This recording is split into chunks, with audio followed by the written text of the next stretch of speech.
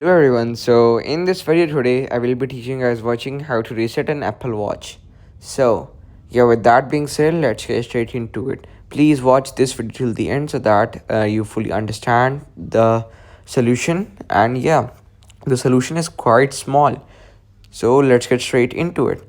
First, keep your Apple Watch and iPhone close together as you can unpair them, and open the Apple Watch app on your iPhone that you have by simply going to the library, then searching for Apple, uh, and then searching for watch, and simply clicking on this app.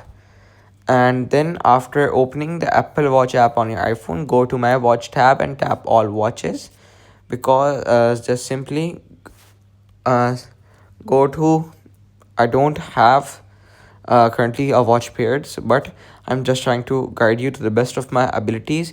So simply go to the watch tab and tap all watches. Tap the info button next to the watch that you want to unpair, such as in the screen that I am showing you guys. This is what will appear on your screen when you go on the application. Then simply tap on unpair Apple Watch, then tap unpair your Apple Watch name. And yeah, that's pretty much it. Thank you for watching this till the end. Don't forget to subscribe. Thanks for watching.